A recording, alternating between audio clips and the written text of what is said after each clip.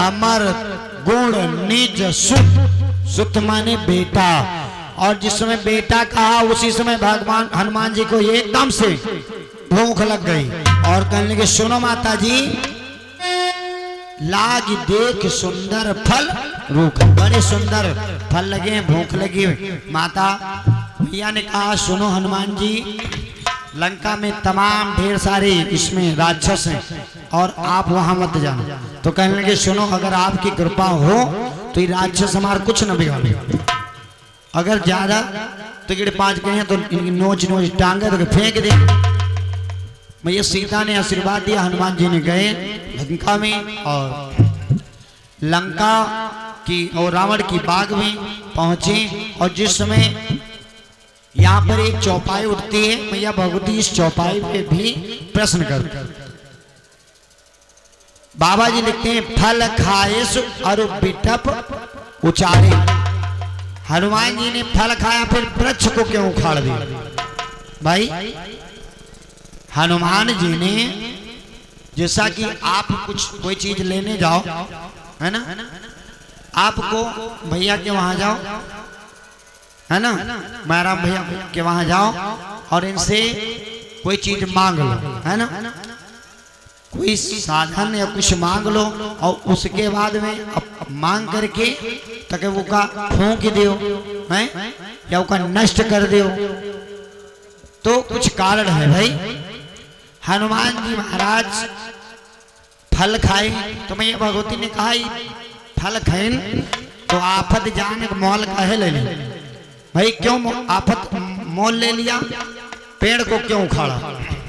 ये बात मैया भगवती ने पूछा तो भोलेनाथ बतला रहे सुनो देवी क्यों उखाड़ा। जिस समय भगवान हनुमान जी महाराज उसकी रावण की बाग में प्रवेश लिया तो देखा कि रावण वो हनुमान जी के जो पिताजी हैं वही रावण की बाग में झाड़ू लगा रहे हैं।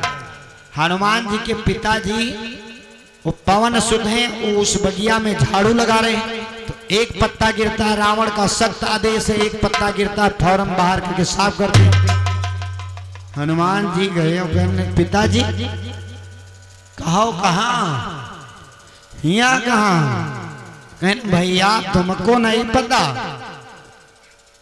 कि जिस दिन से रावण ये बगिया लगवाया था मेरी सख्त ड्यूटी है, एक पत्ता गिरता है साफ करना पड़ता है।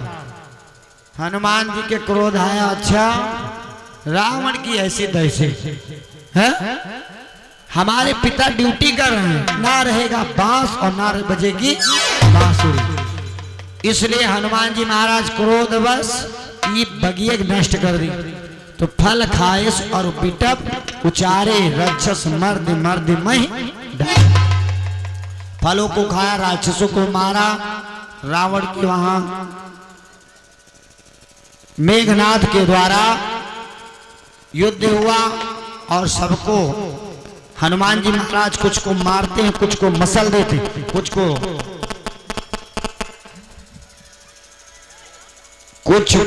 धूल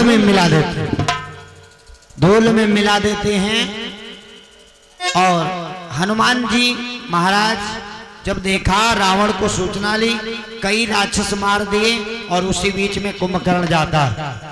कुंभकर्ण हनुमान जी महाराज से जब नहीं जीत पाया तो नाग फांस को डाल दिया, ब्रह्म फांस।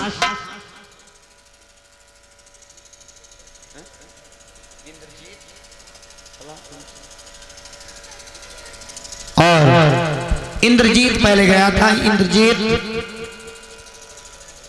उसको बांध करके जब लाया ब्रह्मभास में, हनुमान जी महाराज ने विचार किया कि ब्रह्मभास से इसका अनिष्ट नहीं कर सकते, बंद करके आए।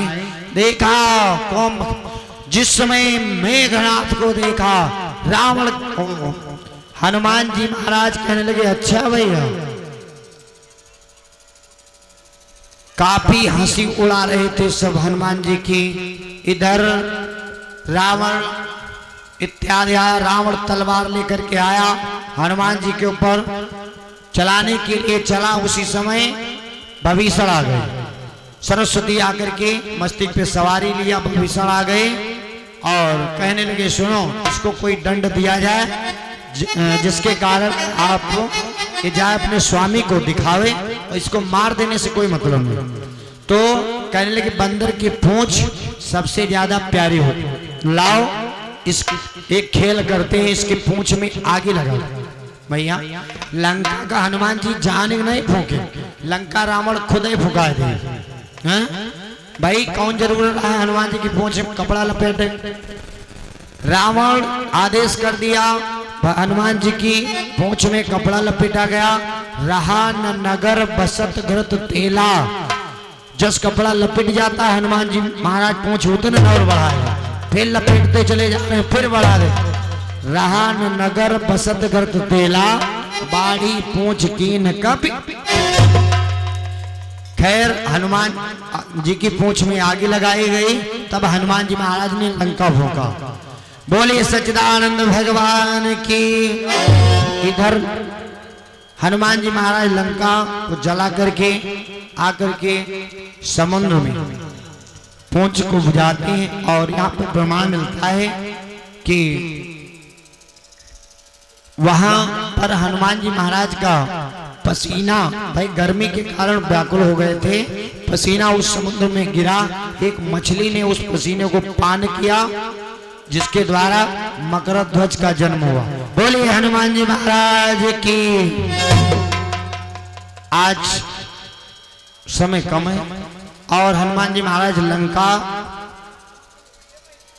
से जिस समय चलने लगे, सीता के पास में आए और लंका से चलने लगे, तो मैया सीता कहने लगी सुनो हनुमान, जा करके प्रभु से हमारा एक संदेशा करें और एक भजन पद। फिर आपको जो एक चर्चा छुट्टी हुई, लक्ष्मण ने ही मेघनाथ का वध क्यों किया, और उन लक्ष्मण के एक कल्प में मेघनाथ दामाद है लक्ष्मण का।